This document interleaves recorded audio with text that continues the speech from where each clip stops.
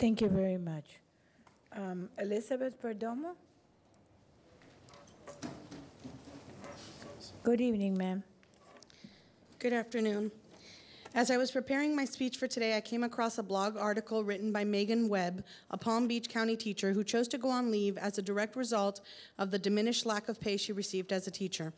It was frightening how her words resonated with me and how much I share her sentiments.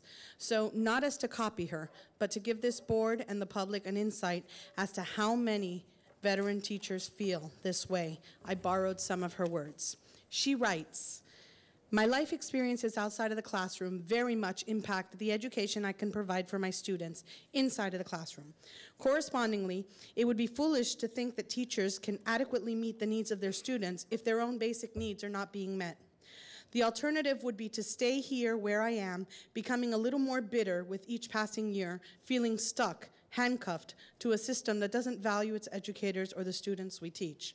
In turn, my happiness and self-worth would undoubtedly diminish over time to a point that I become a disservice to the very students that I sacrificed myself for. I'm not willing to give up my life only to become a lesser version of myself and a second-rate teacher. I love my job. I adore the children I am so fortunate to work with every day. I have incredible administrators and support staff. I truly enjoy what I do, and quite frankly, I'm good at it.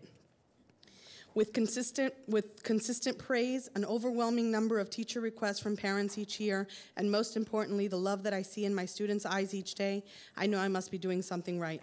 I haven't lost my passion. I've just lost my ability to turn a blind eye to the impact that my salary has on my life outside the confines of my classroom. Like Ms. Webb, many teachers have made the drastic decision to leave the profession they love for no other reason than they just can't sustain a livable lifestyle on their salary. My very own colleague is taking a leave of absence to pursue another career, and I'm certain many more will follow. Many new teachers are living on a single income and don't realize that this income just isn't enough once they establish a family. Furthermore, when that income stays stagnant, even after a decade of experience, they find themselves stuck or handcuffed in a career that shows no progress in their future. Last month, I myself spoke to this board about how disheartened I am with my beloved profession and the struggle I have had with deciding if I should continue to ride the dead horse that I'm on. I came very close to turning in my resignation.